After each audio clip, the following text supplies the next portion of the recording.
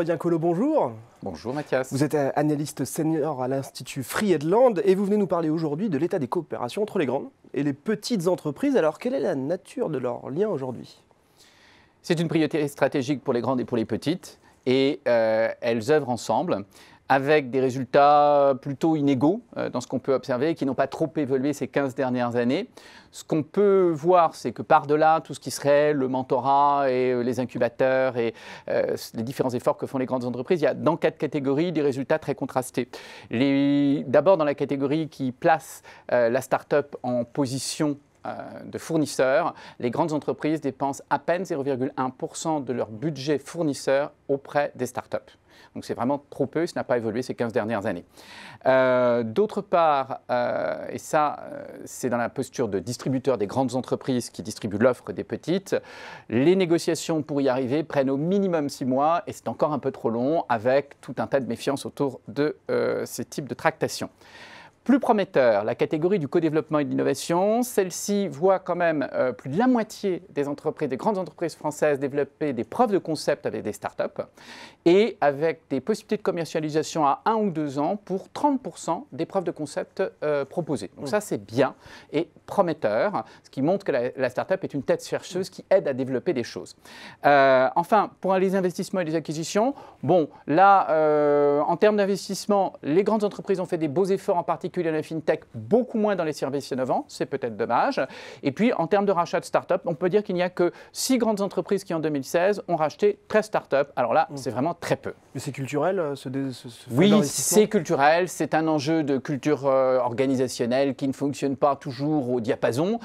C'est lié aussi peut-être à des rythmes différents. Et puis, c'est la capacité, pour les deux, de s'équiper et de s'entendre peut-être sur le moyen terme. Alors, est-ce qu'il y a tout de même des choses qui vont dans le bon sens? À mon avis, ce qui marche davantage, c'est les relations multipartites qu'on a peut-être un peu laissées de côté. D'abord, des relations multipartites qui permettent aux grandes de s'unir entre elles pour créer des fonds. On va en parler très rapidement. Et puis ensuite, peut-être des relations vraiment multipartites qui unissent des grandes, des petites et le domaine de la recherche pour innover et d'une façon assez efficace. Alors, les fonds, par exemple, qui se sont unis, les grandes entreprises qui sont réunies autour d'un fonds, on a le cas d'Aster qui a été créé en 2010, donc déjà à 8 ans, autour de la mobilité et tout ce qui est énergie, et qui réunit des entreprises telles que Alstom, Schneider Electric, Solvay, European Investment Fund, et qui a vraiment un bel appel auprès des startups.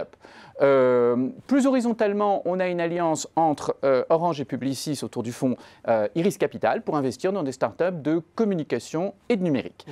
Dans les écosystèmes de l'innovation, on rencontre dans les pôles de compétitivité de belles alliances autour de projets de fonds uniques interministériels qui permettent de développer entre grandes, petites, concurrentes d'ailleurs, et labos, de belles offres, en particulier dans le numérique, dans le pôle systématique sur le plateau de Saclay.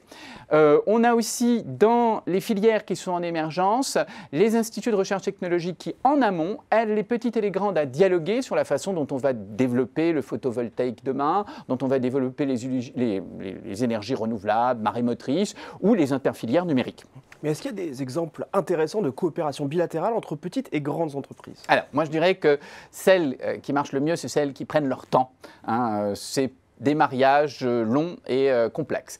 En particulier, je vais donner l'exemple de 2 entreprises du Pays de la Loire, donc bonne proximité, qui l'une fait partie de l'industrie artisanale, avec une dimension nationale et un très beau chiffre d'affaires, c'est SETI, et qui, dès la création de la start-up Systovi, dans le photovoltaïque en 2008, a joué un rôle de mentor. Il y a vraiment eu un rapport personnel entre 2 chefs d'entreprise. Est-ce que des opportunités ont déjà été identifiées? Ça a montré une belle vigilance du côté du patron de la PME.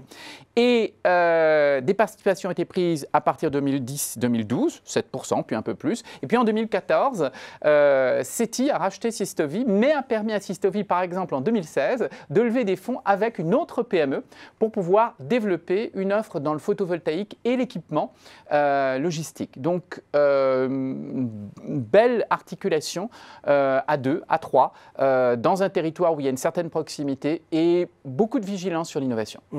Bien, merci beaucoup Renaud Rodincolo pour cet éclairage sur les coopérations entre les grandes et les petites entreprises. Merci à vous. Merci Mathias.